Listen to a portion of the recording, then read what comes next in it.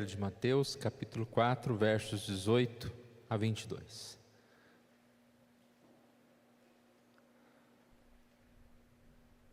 Caminhando junto ao mar da Galileia, viu dois irmãos, Simão, chamado Pedro, e André, que lançavam as redes ao mar, porque eram pescadores. E disse-lhes: Vinde após mim, e eu vos farei pescadores de homens. Então eles deixaram imediatamente as redes e o seguiram.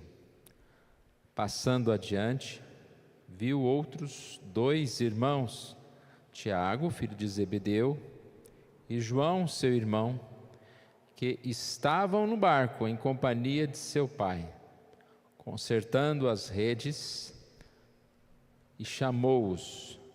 Então, eles, no mesmo instante, deixando o barco e seu pai, os seguiram.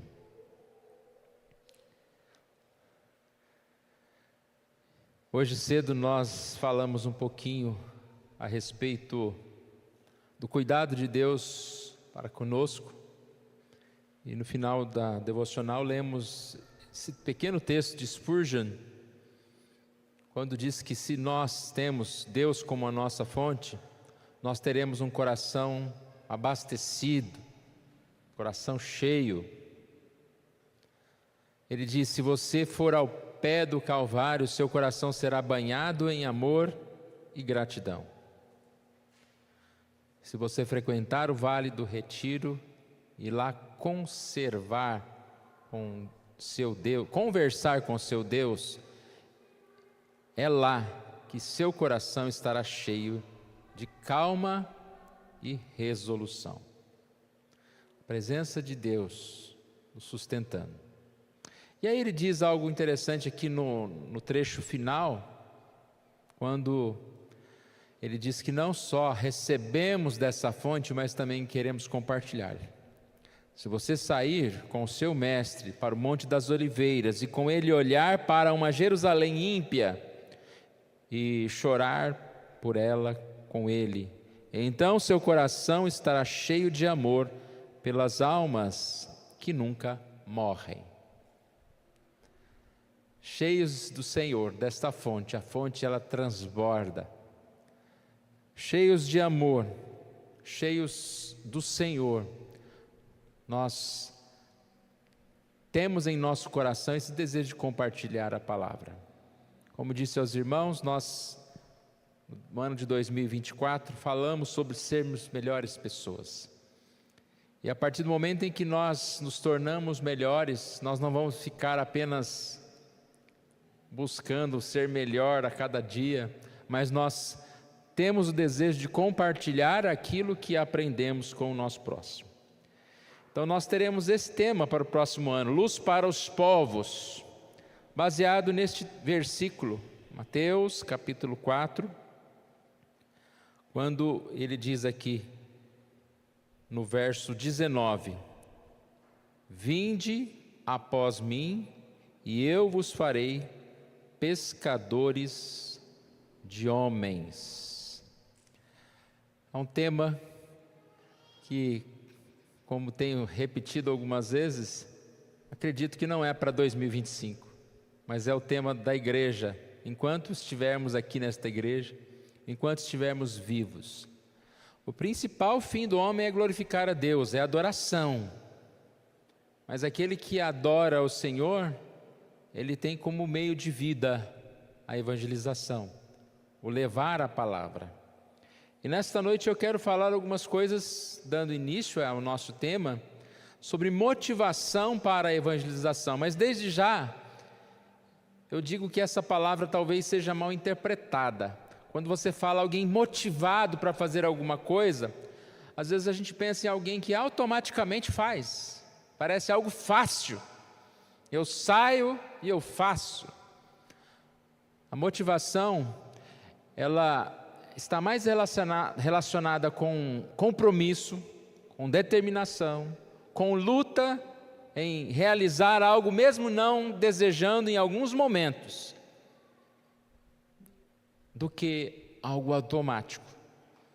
Então, a motivação é algo muito bom para a nossa vida, mas ela tem como base o reconhecimento de algo que é muito necessário, de algo que é um propósito, que é algo que não pode ficar sem ser feito. É daí que vem a motivação, e daí que vem a força. Quando nós temos um compromisso, nós deixamos tudo de lado, nós simplesmente esquecemos de todas as demais coisas e vamos socorrer o nosso compromisso. O texto que nós lemos fala que Jesus estava caminhando junto ao mar da Galileia e viu dois irmãos, Simão e Pedro. Simão Pedro e André lançavam as redes ao mar porque eram pescadores. E o que Jesus disse? Vinde após mim, e eu vos farei pescadores de homens. Tem uma frase aqui que eu separei, está mais à frente aqui, mas eu vou colocá-la agora.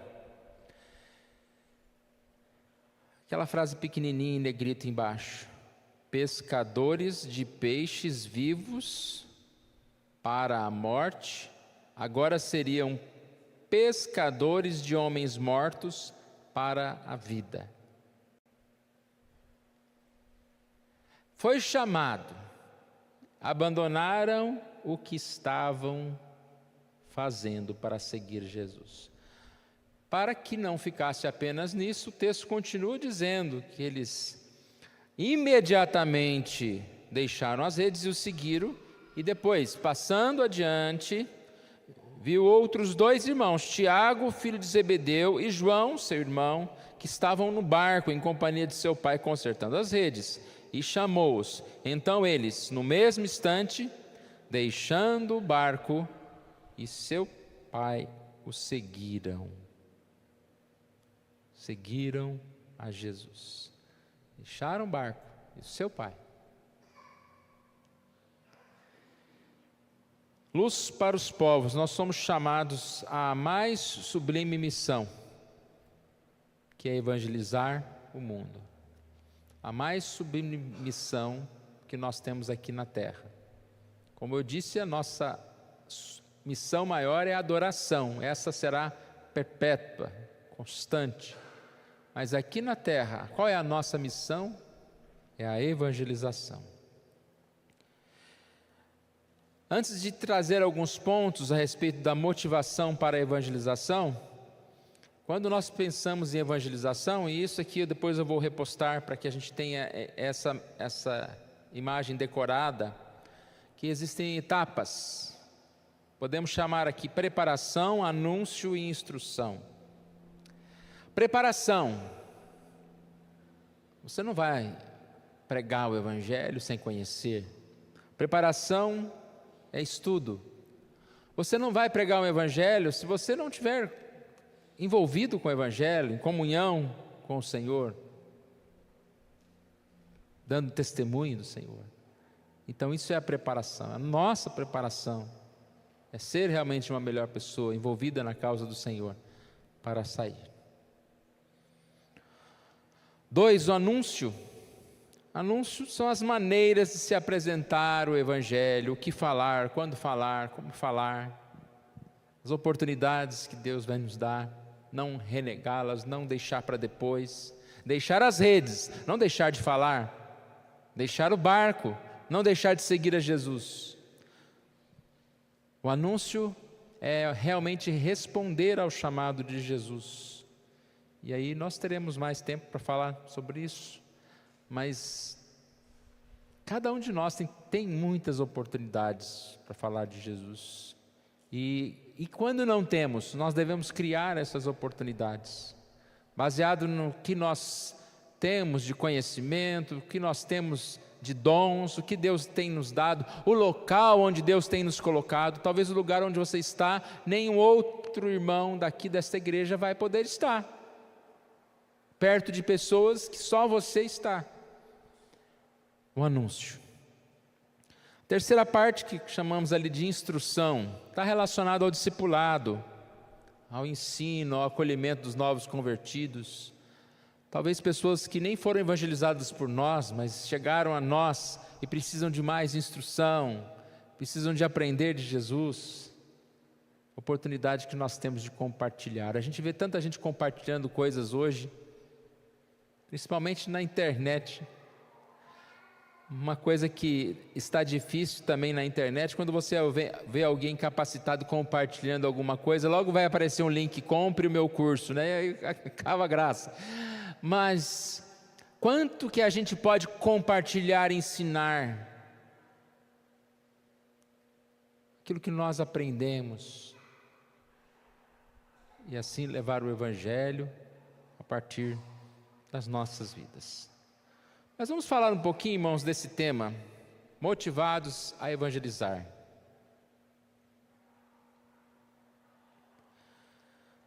Razões que nos levam a falar do Evangelho aos perdidos. Como eu falei há pouco, a motivação, ela vem de uma grande consciência de necessidade de alguma coisa, de se fazer alguma coisa. Quais são as razões, ou algumas dessas, né? Vamos falar todas hoje. Quais são algumas dessas razões que nos motivam, ou que nos devem motivar a evangelização? Primeiro, nós conhecemos a verdade e vivemos próximo das pessoas que caminham para a perdição. Eu separei um versículo aqui, 1 João 5, 19 e 20, que fala sobre isso, que nós conhecemos a verdade. O texto diz: sabemos que somos de Deus. Ela diz: nós conhecemos a verdade e vivemos próximo de pessoas que caminham para a perdição. Sabemos que somos de Deus e que o mundo inteiro jaz no maligno. Também sabemos que o Filho de Deus é vindo e nos tem dado entendimento para reconhecermos o verdadeiro. Estamos no verdadeiro, em seu Filho Jesus Cristo. Este é o verdadeiro Deus e a vida eterna. Sempre digo, né, que nós muitas vezes começamos a reclamar do mundo por ser mundo, a reclamar do pecador por ser pecador. É como reclamar de um cantor aí do mundo que está cantando uma letra imoral, né? Que dia que essa pessoa não cantou uma letra imoral? Nós não devemos reclamar, nós somos chamados para ser luz e sal, para levar a mensagem aos perdidos. Conhecer a verdade, estar próximos de pessoas que caminham para a perdição é uma grande motivação. Sempre dou o exemplo de alguém que passa perto de um lugar e vê ali um buraco muito grande, que pode causar um acidente, mas você simplesmente para e fala: graças a Deus que eu não caí nesse buraco. Não, se você tiver um pouquinho de consciência, você vai parar o seu carro e você vai acudir aquelas pessoas que estão vindo, para que o trânsito ali pare, cesse, para que ninguém morra, para que ninguém caia naquele buraco. É a sua função alertar. Se a pessoa não der atenção e for embora, nós talvez não podemos deter, mas nós temos que ser sal da terra e luz do mundo. Em segundo lugar, é uma tarefa urgente. Separei aqui João 9,44. É necessário que façamos as obras daquele que me enviou enquanto é dia. A noite vem quando ninguém pode trabalhar. Não precisamos falar muito sobre a tarefa ser urgente. Basta a gente ver como um ano passa rapidamente. Parece que cada vez mais a gente tem a noção de como é rápido. Como faz tão pouco tempo que eu estava aqui comentando o tema do Melhores Pessoas. Parece que tem um ano inteiro para melhorar, né? Opa, já passou um ano. E esse texto que nós lemos, João 9,44, ele diz: enquanto é dia, ou seja, enquanto estamos vivos. A questão do dia e da noite está relacionada à questão da oportunidade. Vai chegar um momento em que não mais teremos a oportunidade. E isso também acontece em relação a algumas oportunidades que são ocasionais, que são momentâneas. Você não falou agora, talvez você nunca mais vai encontrar outra oportunidade, outra vez essa pessoa. Mas principalmente a ideia de que nós devemos anunciar Jesus enquanto nós temos fôlego, enquanto nós temos vida, enquanto há luz. Quando nós lemos aqui Mateus 4, de 18 a 22, nós vimos que eles largaram todas as coisas, porque tiveram chamado: eu vos farei pescadores de homem. Deixaram, seguiram.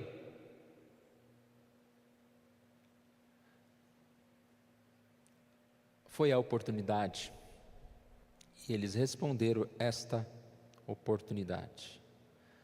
Terceiro lugar, como ouvirão se não há quem pregue? Separamos um texto de Romanos bem conhecido que fala isso. Porque todo aquele que invocar o nome do Senhor será salvo. Como, porém, invocarão aquele em quem não creram? E como crerão naquele de quem nada ouviram?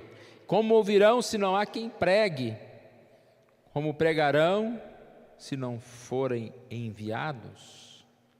Então há uma série de palavras aqui que nós colocamos em negrito. A pessoa vai invocar, mas invocar o quê? Porque se eles não ouviram a mensagem, se não crer, como invocar?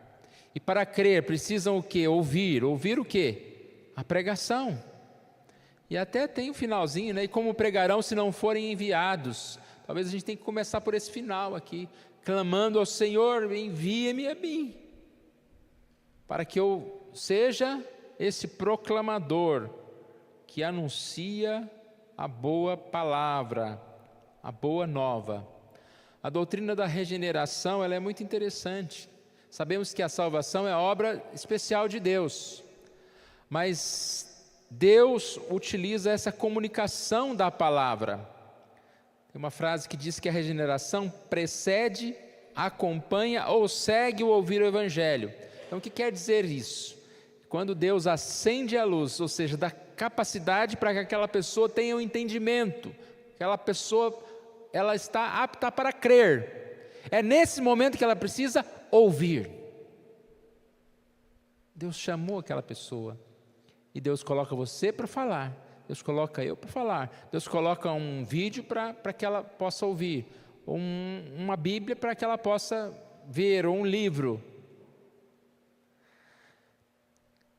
Acompanha esse momento, pode ser algo automático, no mesmo momento. Nós estamos aqui conversando, alguém ainda não aceitou, não recebeu Jesus, e Deus, nesse momento, vem com a regeneração, e essa pessoa já está dentro da igreja, ela já ouve e já se converte. Certo é que essa implantação de vida, que é uma obra do Espírito Santo de Deus, ela se manifesta na palavra, na pregação do Evangelho. Alguém certa vez disse a um pregador: mas o que adianta? Se já salvou, quem salvou vai ser salvo, quem não salvou não vai ser salvo. Você prega, aquela pessoa não vai se converter. E aí a resposta da pessoa foi: 100% a pregação tem o seu fruto. Para aqueles que ouvem e se convertem e a recebem, cumpriu o propósito da pregação. Para aqueles que ouvem e fecham os seus ouvidos, cumpriu-se o propósito da pregação.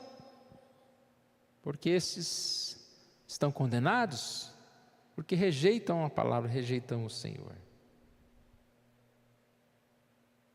Quarto lugar, Jesus em seu ministério salvou muitos perdidos, deixou claro que a nossa missão é a evangelização. É um outro texto que a gente pode estudar bastante esse ano. Ide, portanto, fazei discípulos de todas as nações, batizando-os em nome do Pai, do Filho e do Espírito Santo, ensinando-os a guardar todas as coisas que vos tenho ordenado. E eis que estou convosco todos os dias, até a consumação do século. Olha que chamado, irmãos. Ide, Fazei discípulos. A evangelização não é uma opção evangélica. Eu vou escolher o que eu vou fazer. Ela faz parte de todo o nosso trabalho. Eu posso evangelizar a partir da música, eu posso evangelizar a partir da pregação, eu posso evangelizar orando com alguém, mas eu preciso estar me empenhando nesta obra. E aqui ele não diz apenas pregando, né? O texto é completo, batizando, discipulando, né? Ensinando. Mas eu não sei, eu não tenho condições, eu não tenho capacidade. O que diz o texto? Eis que estou convosco todos os dias até a consumação do século. Esse texto muitas vezes é usado erradamente ou fora de contexto. Eu estou com um problema e você fala, mas eis que estou convosco.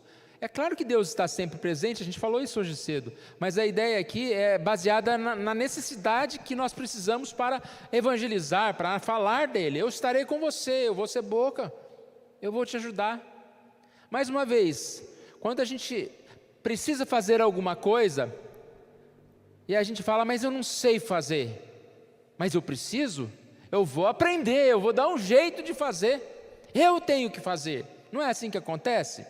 E às vezes a gente se dá melhor do que imaginava, porque houve uma necessidade e nós saímos dando um jeito.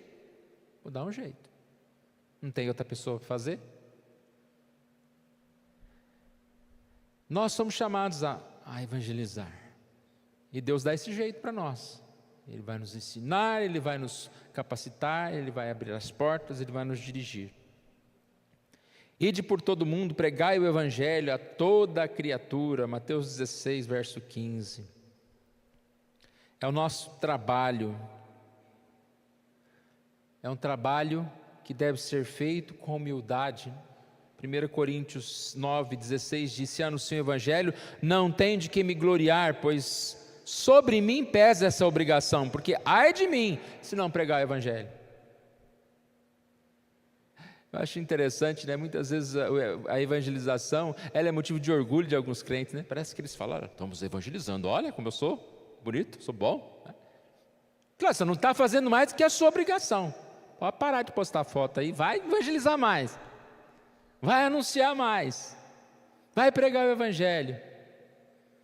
E não deixe ninguém ficar te elogiando porque você está fazendo aquilo que você deveria fazer apenas. É claro que é bom alguém reconhecer o nosso trabalho, né? Mas cuidado para também não se encher, né? Eu tenho evangelizado muitas pessoas mesmo, né? A minha vida é assim, né? Não, cuidado.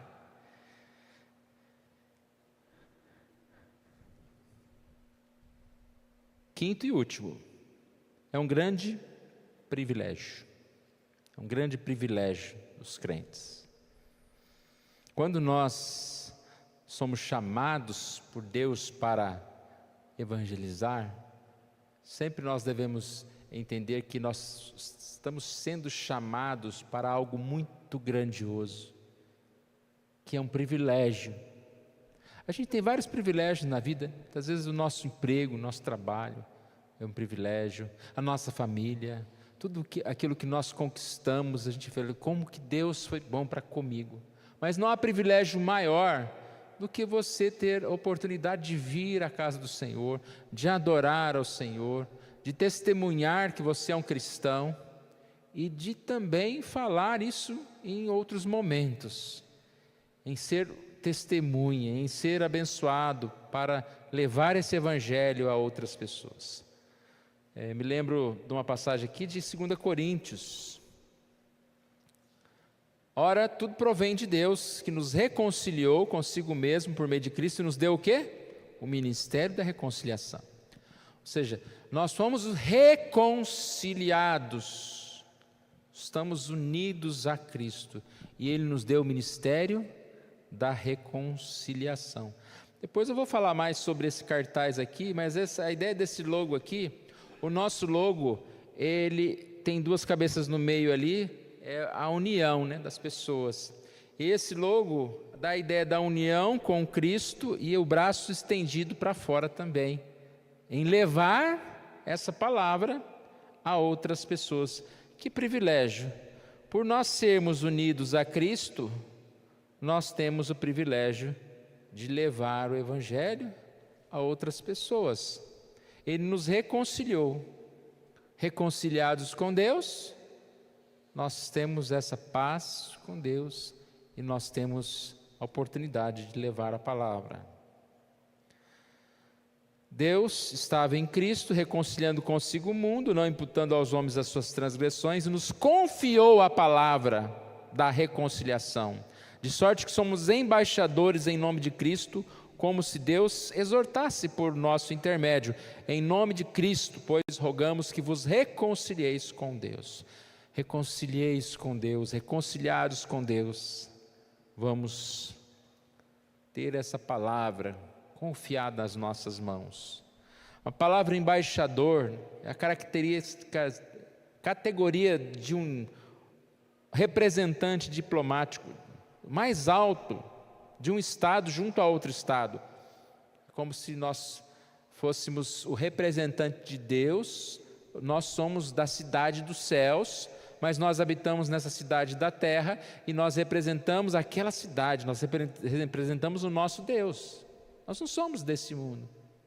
Olha que privilégio, ser representante do Senhor. Esse emissário, esse enviado, esse mensageiro do Senhor. Lucas 10, verso 20, diz: alegrai-vos, não porque os espíritos se vos submetem, e sim porque o vosso nome está arrolado no reino dos céus. Lucas 15, 6 e 7, alegrai-vos comigo, porque já achei a minha ovelha perdida.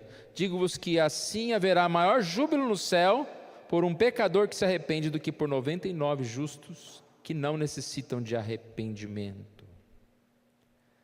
A alegria dos céus por aqueles perdidos que se voltam ao Senhor.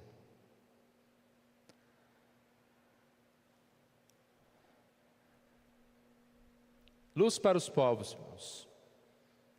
Essa é a nossa oração, que essa igreja seja luz para os povos. Começar aqui na nossa vizinhança, no nosso bairro, na nossa cidade, até onde o Senhor nos levar, para que nós estejamos anunciando essa palavra. Para quem, para quantos Deus assim quiser. É dele a capacidade, de expandir esta obra, mas cumpre-nos a responsabilidade de anunciar esse Evangelho. Nossa igreja completa 40 anos, sem contar a época de evangelização, 40 anos de igreja organizada. No mês de fevereiro nós teremos aqui uma programação de aniversário. E é um desafio para nós, desde já, questionarmos qual é a minha participação nesta igreja. O que eu posso fazer para que essa obra continue, para que essa obra cresça e para que essa obra não tenha problemas, Eu não posso ser problema. Dizem que quem não é parte da solução, às vezes é parte dos problemas, Então, vamos ser parte da solução, vamos ser parte daqueles que estejam sendo luz para os povos. E olha a palavra de Jesus: vinde a mim e eu vos farei pescadores de homens. Vamos até Jesus, vamos até a salvação, vamos nos reconciliar com Deus e vamos anunciar esta palavra. Quero orar mais uma vez. Pai querido, nós te louvamos, ó Deus, pela oportunidade que o Senhor nos dá de estarmos aqui em tua casa, Deus. Pai, como é bom podermos saber que nós temos esse compromisso, esse ministério, ó Deus, de anunciar aos perdidos. O Senhor vai preparar corações para que nós estejamos falando com estes, ó Pai. E pessoas que aparentemente são impossíveis de serem resgatadas do mundo, podem ser transformadas. Ó Deus amado, que o Senhor Deus assim nos ajude, para que sejamos um exército aqui, ó Deus. um exército que é recuperado, vivificado pelo Senhor, ó Deus, que ao tomar vida, passa a lutar, passa a desempenhar o seu papel na luta pelo bem, na busca, ó Deus, da salvação dos perdidos. Obrigado, ó Deus, por essa igreja e porque o Senhor Deus nos dá essa oportunidade de, neste ano, pensarmos um pouquinho mais nessa tarefa tão importante que é a evangelização. Assim nós oramos em nome de Jesus. Amém.